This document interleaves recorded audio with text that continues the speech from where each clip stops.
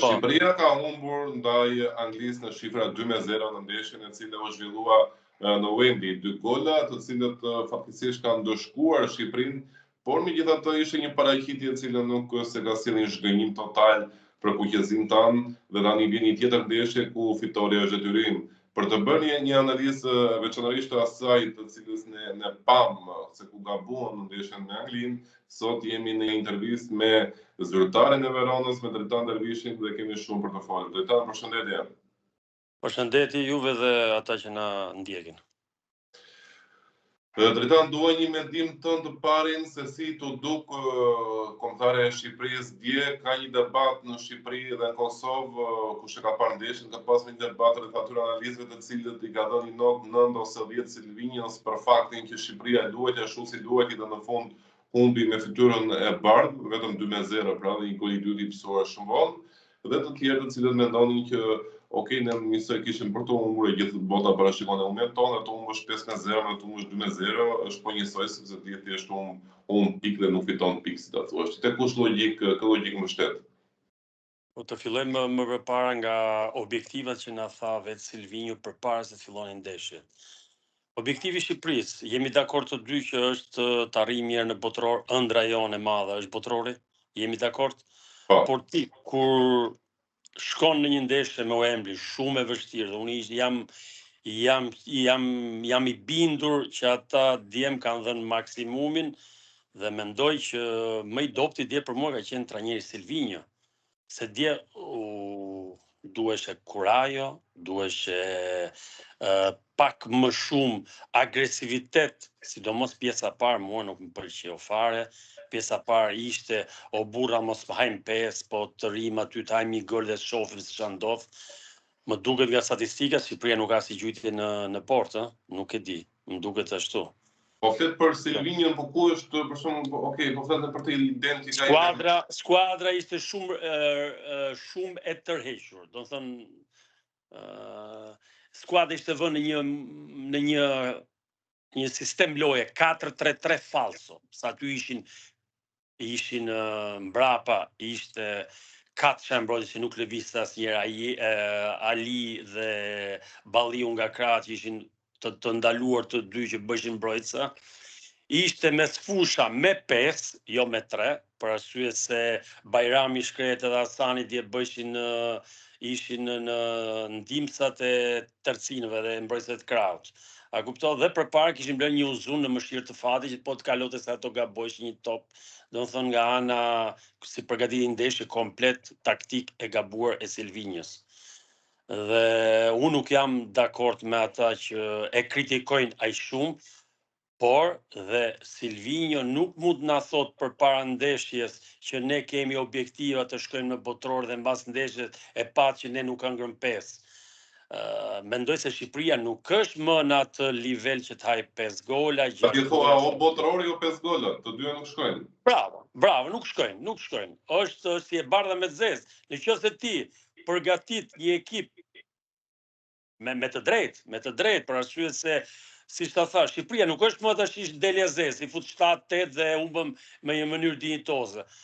Por në disa njerëz ka ngel akoma kjo kultura, sidomos të disa analistë të televizionit që më tepër janë servil të X-it o Y-it për 2 bileta, thonë që jo, humbje me dinjitet. Nuk ka humbje me dinjitet. Humbje është humbje. Dhe nëse ti mua më thua që do shkojnë me botror dhe dëshira ime është shkojnë botror, nuk mund të thuash mbrapa që ne hangër 5 gola, jo po kështu, jo po ashtu. Prandaj them, shumë pjesa e parë vetëm në mbrojtje nuk mund shifet më nga Shqipëria. Se isoj do rrifesh, por nuk do rrifesh më 5, po do rrifesh 2, isoj është.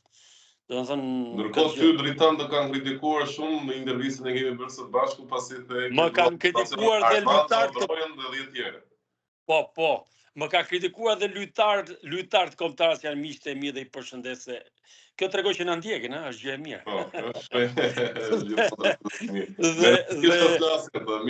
Jo, për mua le të flasë, unë edhe kur jo se dua kështu, po edhe kur flas në gazeta më vijnë shumë mesazhe tregoj edhe ndonjë ofendim. Nuk prish punë, se ka futbolli kjo është e bukur, secili ka mendimin e tij. Dhe por mendimi duhet të jetë ai mendim që ke ti në kokë, jo të ma imponosh ti, jo të ma imponoj një tjetër.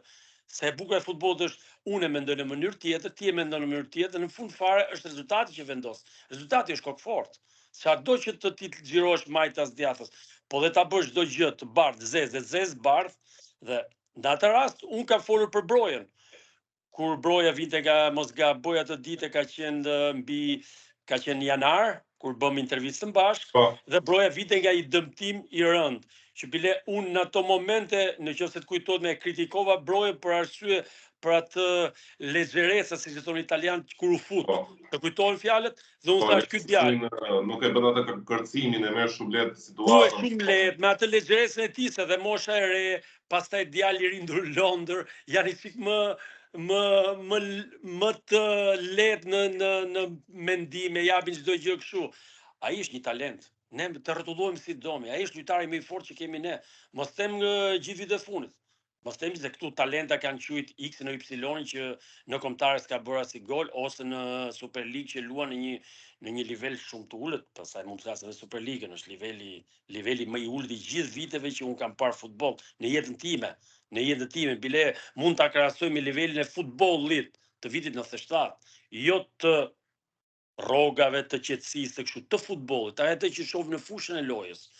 Kupto, Broja është i talent, e pam djetë gjithë që kur hyri Broja, unë nuk jam tifoz e Brojës, nuk e njoh fare Brojën, kjo është e bukur, nuk e kam takuar një jetë. Shumë thonë ke mik, jo, nuk e njoh fare. Ai kur hyri dje na dha atë kënaqësinë, atë shpresën, na dha atë shpresë të bukur që edhe mund të barazojshim. Vetëm se ta thuash, është vetëm në mënyrë se si ne dilim nga porta. E vetë me mënyrë, po edhe ajo mënyrë duhet studiuar, duhet të jesh nuk mund të rish vetë të mbrapa, si ndeti pjesën e parë, mbrapa. Një gol, një gabim bëm, Hasan nuk doli një aty, doli përpara portierit dhe nën këmbë i bëri golin. Dhe tash ta fillojmë nga portieri, ta fillojmë me të gjithë rolet, besoj. Okej, po, do ta fillojmë, por drejtari duhet të bëjë një pyetje këtu te kjo logjika që ti sapo the, për pjesën e ndajmën mbrapa. Në pjesën e parë, rreshtimi ishte i tillë te Shqipëria që ishte mund ta thosh rreshtimi Peti? Çfarë rreshtimi Peti në Shqipëri? Çfarë sistemi loje Peti në Shqipëri ti? Jo, duhet të dalim këtu, lutem, që Anglia në asnjë moment nuk hyri me top brenda zonës tonë për shkak të ngjeshjes që kishim ne në mbrapa, ishim shumë të ngjeshur mbrapa. Nuk hyri kur me top me aksion për ta rrezikuar. I vetmi mënyrë se si ne po rrezikoheshim, dhe ishte 4-5 aksione të tilla, ishin me topa nga mbrapa shpine që futeshin nga mes fushës ose nga mbrojtja anglisë. Një top i gjatë dhe kapeshin direkt në befasi. Nuk ishte nuk ishte lojtar që mund të shikonin linjën për ta nxjerrë offside lojtarin e Anglisë, siç mund ta bënte Hasan në atë rast. Jam shumë dakord me ty. Jo, është për shkak të kësaj që ti thua që nëse rim mbrapa tërkohën 1 herë, 2 herë, 3 herë do gabosh, apo në momentin që lojtarët ta ndinin tek e tek me lojtarët anglisë i kapte paniku, është pjesë mentaliteti. Pra nëse ti je bashkë, në momentin e topit të gjatë, ti je tek për tek aty dhe të kap paniku i rastit. Jo, ajo ti do ta hash golin. Në një mënyrë, një tjetër, kundërshtarit të studion. Minutat e para ta xhirojshin topin majtas, djathtas, e shikonin që nuk hyshin. Pastaj, nëse Peti, pse thua që nuk hyn, ata na kapën edhe te goli hyn me top, 1-2 përpara portierit doli. Nuk ishte një cross nga fusha e tyre dhe na kapi. Densia që i bëre ti Anglisë, ishte një taktik e dur. Nuk po them që nuk ishte e dur, por në fazën mbrojtëse, po ti fazën sulmuese harrove fare. Udh topin aty Uzunit kapi Muzun kush dali. Lojtarët e mesfushit që mçifshin, Aslani di mçifte, unë nuk kam parë Aslanin ndonjëherë të mçifte dje. Nuk impostonte lojën, lete topin ja jepte mbrojtësit ta hudhte përpara, por pastaj ata janë 3-4. E peçë çfarë diferencë fizike ka me ata. Si mund t'i kapësh ti me diferencë fizike me top lart ata? A kupto? Dhe unë mendoj, jo pse ti mbrohesh me densitet mbas linjës topit. Ajo është një taktikë e mirë, por ti duhet dish të dalësh përpara. Ti në disa momente Anglisë në pjesën e parë duhet i tregosh që unë të vija të atje lart të bëj presion, siç i bëri fillimi pjesës së dytë. Të vi presion, të vi të sulmoj atje. Nuk riun të luaj me Hasanin 70 metra larg portës kundërshtare. Çfarë do bëj Hasani? Kush është Hasani që ta bëj atë gjë? Hasani është lojtar që më luaj mbas sulmuesit dhe ka të shfrytëzoj atë gjuhëtje që ka. Ato gjërat i mund t'i bëj Broja, mund t'i bëj Uzuni, por mund t'i bëj me një taktik të studiuar. Dje ekipi ishte udhë, o burra mos hajm gol. Dhe nota më pozitive dje që është spektakël i vërtet janë tifozët tanë. tifozët tanë është i spektakël, nuk i ka Italia. 2 ditë më parë luajti Itali-Gjermani, nuk u ngjotet tifozliku i Italisë vetëm në rastin e golit. Ai është për mua është një vepër monument kulture tifozët kuqezi. Dhe i bëj lutje federatës që të ulet në tavolinë, të zgjidhë këto probleme. Që është kjo del një zyrtar i komitetit atje thotë që po zbatojmë urdhrat e FIFA-s, 4 bileta për njeri. Deri në 4 bileta se na thot FIFA, kush i nxjerr këto Gomra League, po ne si jemi tash njerëz të papart viteve 80. Tash mos ta thyni inteligjencën, e kupto? Tu ulen atje, se për atë gjëra paguan ato të federatës, duka duhet i thrasi biletëgjive, i kapi ka veshja, ti thot ikni atje, uluni, zgjidheni këto probleme, se jeni për zgjidh probleme, jeni paguani. Federata jonë është një federatë e pasur, nuk është më federatë e viteve 90 kur lojtarët dishin orën 10 nga hoteli. Që nuk mund, pastaj mund vje keq, shoh ato parrulla atje kundër federatës, kundër nuk vje keq, se ajo është forca jonë. Të bashkuar në atë qëllimin e vetëm që është botrori. Bravo. Botror, tifozët tonë janë tifozë për botror, nuk e di a kemi ekip për botror apo jo, se tifozët tonë janë për botror. Se ti që do shkosh botror, nuk dush 45 minuta mbrojtje. Ti botror je më lart se Italia për botror për tifozët. Dhe duhet ndalem një sekondë këto tifozë, një ditë më parë pash ndeshjen e Kosovës. Unë tash nuk e di se çfarë gjuhë duhet flas. Unë e dashuroj Kosovën, megjithëse e dashuroj. Qa janë shqiptarë, unë i dashuroj të gjithë. Po nuk mund të shkrush ti për një djalë që zgjodhi Shqipërinë, shkrush jo kështu tradhtar, jo ashtu. Qa tradhti e bëre se zgjodhi vendin e vet? Ore janë shqiptarë, jemi shqiptarë. Ore juve nuk i kuptoj sa gazetarë që na sulmojnë. Ore ti vit turpë dha. Ore nuk ka Kosovë pa Shqipëri, ta them nga ana politike dhe nga ana sportive.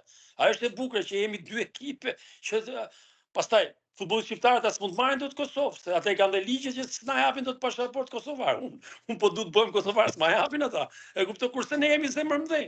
Po ç'është ajo parrulla, ama Dardanët ç'është. Tash një kontare ka Shqipëria, pavarësisht se mund të jenë shumë ekipe tjera.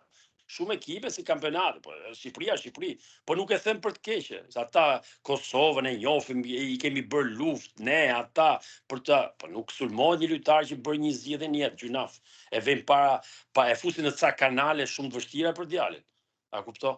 Drejta, ndohet që të rikthehemi pak te diskutimi që kishim te Shqipëria. Ma the për Kristian Aslanin, i cili po fshihet dhe unë e vura re këtë gjë, domethënë që Aslani ndoshta di na vërtetoi këtë që në presionin e madh, në presionin e lartë ai gjithmonë u mbet zhduket nga fusha. Pash në Itali në të njëjtën pozitë, kur ajo Italia po bën atë presingun shumë të lartë, ishte aty afër zonës tonë. Në ato momente ku duhet një lojtar me shpatulla që të marrë ekipin mbi shpatulla, të japi pak qetësi, Aslani zhduket.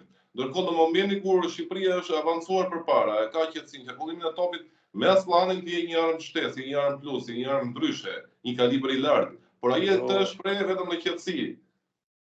Tash talenti i Aslanit nuk diskutosh, djalë talentoz, sportist talentoz, se te Interi nuk ri kot, pavarësisht se nuk ka ato minuta, po është Inter, lojtar shumë talentuar, por ndoshta Aslani nga kjo mungesë personaliteti nuk bën atë hapin e madh që të luajë te Interi o që të na bëhet me një lojtar shumë i rëndësishëm. A fitohet kjo me kohën? Fitohet me eksperiencë, fitohet, por gjithmonë atë karakterin e fortë nuk ta jep as kohë, Unë pres nga Aslani që të japi më shumë në regji, të japi, nuk është Ramadani që xhirohet topin, ndjen në disa raste xhirohet topi Ramadani. Ramadani është Gattuso, ti je Pirlo. Nëse do të bësh një gjë të madhe.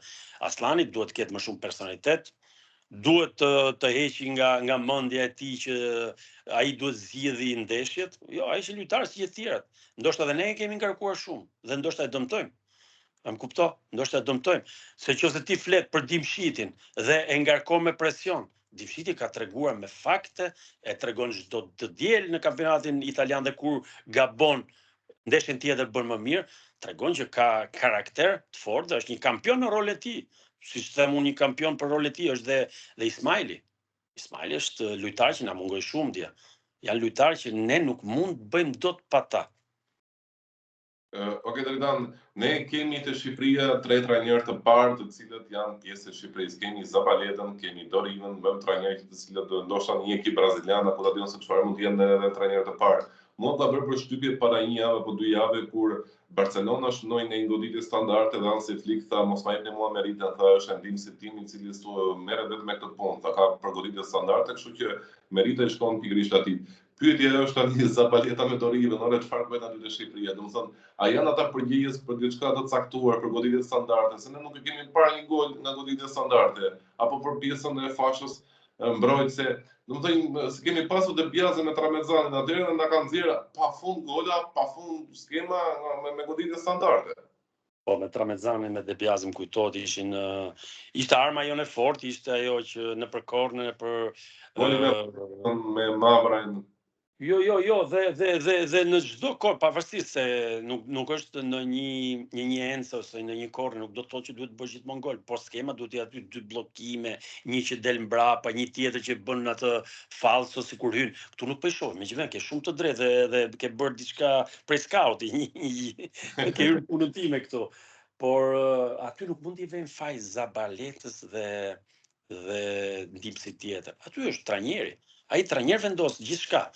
Trajneri është si drejtori.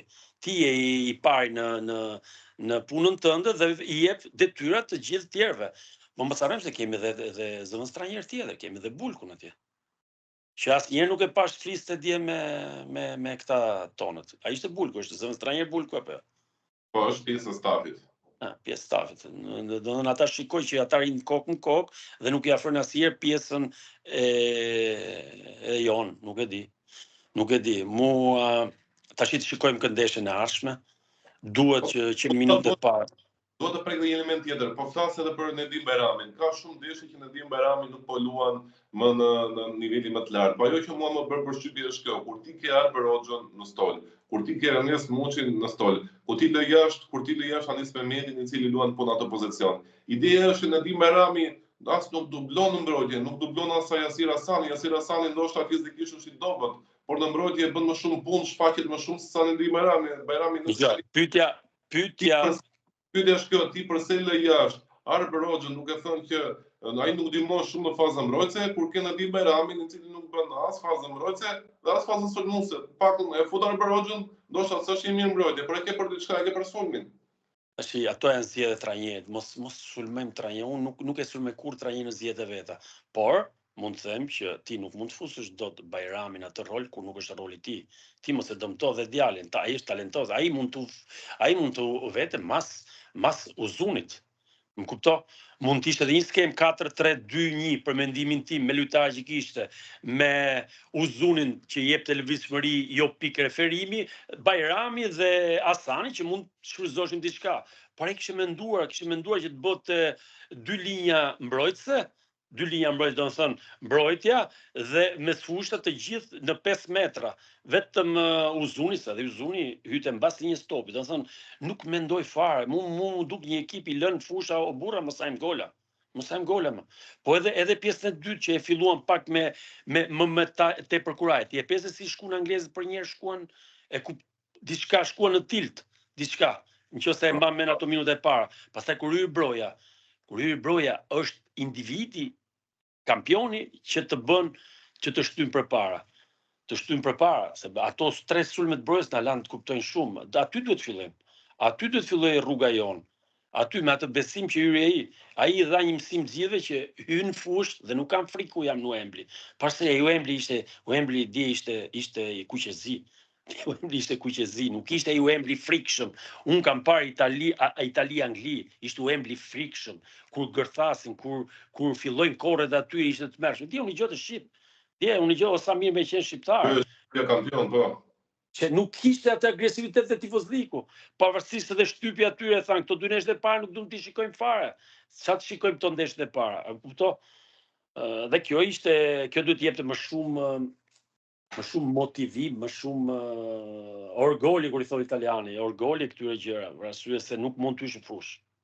Po folëm përpara pak për mungesën e personalitetit të Aslanit, për nga ana tjetër Thomas Rakosha vazhdon që të mos japi siguritë te Shqipëria. Mua më kujtohet një intervistë që kam bërë para disa kohësh me dikë ku analizuam ndeshjen e Shqipërisë dhe më tha që një portier i mirë në gjithë kualifikueset të paktën duhet t'i japi 6 apo 7 pikë. Strakosha nuk e ka dhënë ende pikën e parë për Shqipërinë. Është ai portier i cili në momentet e tua më kulminante nuk e bën atë thithin, atë kapin e topit, pra nuk i jep atë qetësinë ekipit. Po. Atje ke fjalën edhe për pjesën e dytë që i iku 2-3 herë topi atje, do thënë. Po, edhe te goli i dytë ishte një moment ku ai godet Harry Kane në vend se të godisë topin, ai e fiton topin dhe më thjesht pret Strakosha një ditë ta kapi duke ruajtur topin. Strakosha ishte prapë atë gafën e vet duke i qenë diku Andeli. Dhe në fund Harry Kane bën presion, fiton goditjen e këndit dhe nga ai goditja e këndit vazhdon aksionin dhe bëhet goli. Ne psojmë. Edhe në golin e bëri në mënyrë. Goli ishte në mënyrë. Pyetja është këtu që pse Strakosha është në këtë lloj gjendje te Shqipëria, ose a mund ta mendojmë seriozisht tani atë largimin e Strakoshës për të afruar dikë tjetër, sepse më pak se kaq nuk mund të bëj njeri. Jo, dje dy pritje i bërja është ajo që thuat kuptohet, mungesa sigurisë që jep Strakosha gjithmonë. Ekipit është në një moment sigurim. Në këtë moment kush është portier më i mirë se Strakosha? Kjo është pyetja. Nuk ke tjetër më të mirë. Kush? Gjithkush. Jo, kush? Është gjithkush. Kush? Nuk ka, në këtë moment nuk ka të eksperimentojmë. Do eksperimentoj dje në Londër, ndeshja e parë. Ndeshja e dytë ndoshta mund të ketë lëvizje. Tash ta shikojmë. Ndeshjen e parë nuk mund të lëvizësh, të fuzësh që o kastratin o sherin. Është ndeshja e parë. E kupto, të shpresim ndeshjen e dyta. Por që Strakosha po kalon një moment është pak për të shqetësuar, se edhe në Greqi po e kalon atë moment. Nuk është vetëm, më kupto? Po, gjithë golat, të me thonë drejt e golat dje s'kishte faj, se goli i parë, një gabim, jasan. Ishte pak më para për t'i blokuar Ezma. Po ishte Ajeti, gaboja Ajeti, një komplet gaboja Ajeti, pastaj si e ndaloi topin edhe si e ekzekutoi, aty janë kampion, s'ke çaj po aty. Do t'i thush, ndonjëherë thuhet bravo dhe kundërshtarët. Ne në Shqipëri harrojmë të themi, ora është kundërshtari më i fortë se ne. Anglia është më e fortë. Prandaj ju lutem shumë dhe këtyre analistëve, mos flisni para ndeshjeve. Para ndeshjeve duhet flasin tifozët. Tifozët kuqezi duhet flasin para ndeshjes. Ne duhet flasim para ndeshjes. Unë që bëj rolin e tifozit, nuk jam analist. Kur je analist atë mos thuj do ikim botror, jo po çka ka kjo më shumë, çka ka kjo më pak. Ja çka ka më shumë. Humbëm 2-0, mund të humbshim dhe 4-0. Mund të humbshim 4-0 se 2 herë me këmbë u kap topi atje. Dhe unë shikoja një Angli që nuk është se po shtynte, nuk po jepte maksimumin. Se ti ishte 1-0 po prap mbrapa ndejte. Nuk është se të hodhi dorashko dhe ti e pranove dy luftimin. Ti dete prap mrapa. Hëngët dyti po prap mrapa, si kur kishte 30 minuta po prap mrapa të rishë ti. E bëje shumë të mërzitshme se da thuash. Ti po mos hyte broja, besoj se nuk do e shikoje që angjyre kishte portieri kundërshtar në televizor. Nuk e di, ka bërë një pritje ai, nuk bëri mas i gjë. Nuk bëri, vetëm një herë kur dori nga topi gjatë atje e pash, që i kishte gjyrë blu. Aksioni më i rrezikshëm joni ishte praktikisht ai ku ai Burnley e mbrojtësi anglisht për paksa nuk futi ato gol kur Osani bëri edhe goditjen, që kaloi topin në traversë dhe Burn për të hequr topin për paksa nuk futi ato gol. Kështu që nuk janë aksione atë, nuk flasim shumë. Aksione si të vështirë ishte e mbrojtës të Kraut. Ajo dhe një munges pasimi mbrapa, do thënë, ato janë aksionë që ti shikon që me gjithme ne kemi diçka që ndryshojmë. Prandaj, i lutem trajnerit, si tifoz, jo si kështu, të ketë më kuraje më, se isoj do rrifemi. Isoj më do luajmë me Serbinë. Do luajmë me Serbinë më. Çfarë do bësh Serbinë? Do rish mbrapa me Serbinë apo do fillojmë prap, nuk hëngrëm 2, nuk hëngrëm 3. Se kështu do fillojmë ne. Serbia se dje një gjësha në televizion thoshin, mbasi hëngrëm golat thoshin, Anglia ka 1 miliard euro rozën, kurse ne kemi 100 milion, fillojsh me punë lekësh. Atëherë, për çfarë po ju fush? Shohim sa bën ky, bën ai, sa ka rrogull ky, sa ka rrogull ky. Po nuk është futbolli. Se me qenë Verona nuk do lute kur me ti ishte Serie A, që merr më pak lekë nga të gjithë. Dhe jemi, që kupto futbolli është. Nuk do e fitonte kur Greqia Europianin ose Danimarka. Do fitoj gjithmonë Italia, Gjermania dhe kush Anglia. Ajo Anglia do fitoj gjithmonë, se është klubi më i pasur botë. Po s'fiton asnjëherë Anglia. E fiton Argentina, e fiton kjo është e bukur e futbollit. Që nuk fiton gjithmonë më i pasur, fiton më i miri. Okej, dhe për ta mbyllur Dritan, ndoj mendim tënin, po flasin për Serbinë, për Anglinë, dhe ne gjithmonë kur bëjmë ato aludimet tona, fantazinë tonë, jemi gjithmonë entuziastë mund kapim vendin e dytë ose vendin e parë. Po sa herë dalim në fushë, pastaj e kuptojmë që jemi shumë larg asaj që ne kemi imagjinuar. Në mendimin tënd, duke parë ndeshjen e parë të Shqipërisë dhe ndeshjet e tjera që na pritet, sa shanse reale mendon se kemi për të kapur vendin e dytë? Bravo, e the shumë mirë vendin e dytë. Nuk gabove si shumë analistë që thon vendin e parë. Unë mendoj që ne nuk duhet gabojmë ndeshjet me të vogla. Të marrim 6 dhe 6, të marrim 12 pikë nga këto herë. 3 pas nesër dhe 3 në tokën e atyre, 3 dhe 3. Pastaj të luajmë me Serbinë. Ne kemi fat madh se Serbia kur luan me ne, luan me inat, jo me zemër. Luan me inat. Unë nuk du të them emrin e lojtarëve, lojtarë serb, son ju luni me zemër, ne luj me inat, se vetë trajneri atyre i karikon për inat. Kupton, nuk fitohet futbolli me inat. Kurse kombëtarët luan me zemër. Dhe ata ran prej një provokimi ndeshjen e parë. Atje ran prej si budallin që një provokim që u bë dhe lan 3 pikshin. Pastaj erdhën këtu dhe na treguan që ishin të eliminuar, na treguan që janë të fortë. Na rrafën 2-0 Elbasan që se mamën. Dhe Serbia ka kampion, ka me gjithmonë kampion. Po ta kapin dhe vlerën si mbas transfer market dhe ata janë si për nesh. Do thëmë, prandaj ne duhet jemi me Serbinë duhet jemi shumë kujdesshëm. Se duhet të bëjmë 3 pikë me njërën nga këto të mëdhajat, se me që nuk e di, duhet bëjmë 3 pikë dhe mos unë me të voglat. Dhe shikoti që Serbia do ta bëjë një gabim. Do ta bëjë një gabim ata. Dhe aty duhet shpesosh. Po dhe vendi i dytë është shumë hyn play-off, është shumë pak i gjatë ajo. Rrugë e gjatë. Unë dua të shikoj, mua nuk më intereson se shkon kombëtare në botror. Lutem Zotit që të shkoj. Mua më intereson të shikoj një kombëtare të fortë që luan me dinjitet dhe pa patur frikë kundërshtarët. Kupto? Duj një kombëtar siç ka luajtur ndeshjen me Çekin, me Poloninë, siç luan në sulm, nuk humb asnjë gjë. Pse nuk kur tu do të fitore ti fitove. Dhe kur mendoj për barazim me Ukrainën u rrafe. Se i soi do rrifesh, një gol do ta hash. Pra ne them duhet me kuraja. Jo, kjo me Serbinë që sapo the ka një të vërtet madhe, jo vetëm për ndeshjen me Shqipërinë, por edhe dy ndeshjet që ata i kanë humbur me Zvicrën në botror ka qenë pikërisht ato rastet ku ti thua që pavarësisht se ata kanë kualitete më të mëdha në ekip, se kundërshtarit thjesht fakti që luajnë me inat bën që të humbin kokën dhe në fund fare të munden. Kështu që besojmë që kjo do të jetë edhe rasti me Shqipërinë. E kam nga lojtarët atyre, nuk duhet të them emrin, nuk duhet të them emrin. Kam lojtarët kombëtarë që ishin në botror, e kam lojtarët kombëtarës të Serbisë. Thonë ndeshja kur luajnë me Shqipërinë ose kur luajnë me Zvicrën, ata çmendën nga i gjaka, me çmendi gjaka ikin 20 lojtarë i ikën koka, humbin ndeshjen se i çmendi gjaka në provokim. Që futbolli është dhe lojë provokimi, ta provokosh kundërshtarin. Ta provokosh që ai të gaboj, ta nxjerrësh jashtë lufte dhe provokimi është pjesë e ngritjes së një kombëtare. Ne po të them me Serbinë mund të fitojmë. Por gjithmonë po patëm besim te vetja jonë dhe të luajmë përpara. Ne duhet të ndrojmë këtë mentalitet. 2-0 humbje dijitoze, nuk më intereson. Mua nuk më intereson, humbje dijitoze nuk ekziston. Është humbje dhe fitore dhe barazim. Okej, me të logjikë që ne kemi më shumë shanse do fitojmë në Beograd se sa në Tiranë. Po, ato 100%.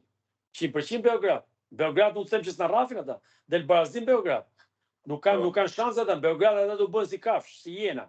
Do ketë një karikim, se nuk është karikim pozitiv, më kupto, tifozët ku që zi, edhe ku rrifen, e petje mas ndeshjes, ore, në shumë vendet botës do kishe fishkollim atje, pavarësisht se luajti me Anglinë. Sa i thot impenjon, çfarë dhe ti, pse nuk udhen sulm? Ore, rrifu 50-0, po u idhun sulm. Pse futbolli britanik e vlerëson ekipin që hudhet sulm ose që nuk thyen fair play-in? Është mentalitet, dhe ne duhet të hyjmë në mentalitet. Duhet të hyjmë në mentalitet fituesi. A kupton? Unë besoj, por vendi i dytë ose vendi i parë kalon tek ndeshjet me ekipet e dobta. Që është ditën e hënë? Ditën e hënë duhet shikoj që ne të fitojmë, po jo të fitojmë 1-0 me dhimbje, duhet shikoj 2-3 gola. A është futbolli me vlera? Ata analistat thonë me vlera. Tash i ta thonë që vlerat tona janë më lart se çdo ekip që luajmë tash. Apo jo? Është drejt.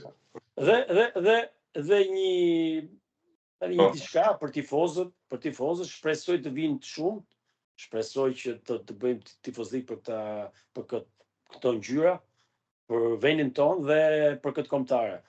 Se po të siguroj që këta e ndjem gjithë që e duan këtë bluzë. E duan këtë bluzë. Dhe kjo është kryesore, sa e duan lojtarët tanë këtë bluzë, shqyqyr zotit, jam në Itali, punoj me këta dhe i takoj çdo nesh që vinë Verona, o kur unë i shef ndeshjet, i takoj gjithmonë, dhe të gjithë më thonë për kombëtar, me zot presin kombëtarën. Dhe kjo është gjë e rëndësishme, kurse kombëtarët tjerët, unë kam lojtar te Verona që ikin kombëtarë dhe bona erdhi kjo thira kombëtar, kush ikën deri atje. Më kupto? Kjo është ndryshimi. Diferenca madhe, është reali diferenca madhe. Ne këtë gjë nuk duhet ta humbim kurrë. Dhe fati jon është që kemi lojtar që janë djem emigrantësh, janë djem që kanë brezit dytë i emigrantëve që jemi jashtë, brezit tretë, që e duan Shqipërinë më shumë se sa këta dhe japin më vlerë Shqipërisë më shumë se këta që jetojnë në Tiranë. Më kupto? Këtë ta them me bindje plot, le të kritikojnë. Jemi më nacionalista, më shumë e duam ne se sa e duan këtu. Pavarësisht se këtu na quajnë emigrantë, ne erdhi ky nga Tropoja, erdhi ky nga Jugu, erdhi ky ande. Jo, ne jashtë jemi gjithë çunat e këtij vendi. Dhe duam më shumë këtë vend. Dhe unë të siguroj, e kam nga futbollistët, po flas për moshat nga 14, 18 vjeç, 20 vjeç. Ja, erdhi Ideali nga Atalanta, te mbrojtësi qendrës i Atalantës. Erdhi, është kontrat italisë ai. Kur fola në Bergamo atë se kishte problem. Duhet kontaktohen, po jo ti bësh ti lojtarëve prova, hajde prova këtu në Milano, në fushën filan, prova në fushën këtu në Kamës. Jo, lojtarët, kush e meriton të vit? Kush duhet ekipet mëdha? Është me provim me ekipet e mëdha. Kaloi një moshë, nuk është shkollë futbolli që paguhet dhe të lush. Prandaj, pastaj edhe diçka tjetër. Unë nuk jam, se po flasim tamam si, unë nuk jam fans i Rudi Vatës. Nuk kam qenë asnjëherë dakord me shprehjet e Rudi Vatës, për arsye se jam pak ekstremiste, shef gjithmonë zez, gjithçka, çdo gjë ka step by step, çdo gjë ka shkallë me shkallë, futbolli është ngritur, ai kishte një luftë personale me çinë kishte në federat, dhe sulmoi federat pa fund. Unë nuk kam qenë asnjëherë dakord. Nuk jam me Rudi Vatë, por nuk mund të lejmë ne pa thirr djalin e Rudi Vatës në kombëtaren e parë. Nuk mund t'i bëjmë i ftesë sa për ta larg gojën, ta çojmë te U21, se djali ishte këtu me Europianin e U19, ai ishte këtu. E pam gjithë kualitetin. Çfarë po e çote U21 për të larg gojën? Nuk pëlqejnë këto filma. Mua dhe shumë tjerëve që jemi me futboll që e dashurojmë këtë sport. E dashurojmë, se unë nuk e bëj për rrogën. Se po të që për rrogën, mund bëj nga mjesë deri në park servile, nuk më lu njeri nga puna. Unë e bëj për pasion. Dhe pasioni nuk më ndalon dot. Unë them që djali i Rudi Vatës, Rocco Vata, ishte një talent për të thirrë për kombëtaren ton A. Nuk të thirret ai nga Malisheva, me gjithë respektin që kam për atë, se mbrojtja e Giuseppe, përpara këtij djalit 2006. E pe golin e parë kush e bëri? 2006. Ora në Super League hiq Laçin dhe Durrësin, asnjë nuk luan me 2004, 2005, është i ri akoma. Në Super League nuk ke një 2006, thash për këto dy klube. Shihni këto klubet e tjera, i çojnë tek Triti, i çojnë atje. Duhet ketë më shumë besim. Pra e them, urojmë vetëm 3 pikësh. Okej, Dritan Dervishi, shumë faleminderit që ishe pjesë e kësaj interviste. Faleminderit ty dhe të kam zili fotografinë që kem brapa. Radio Çiti. Ju pafshim.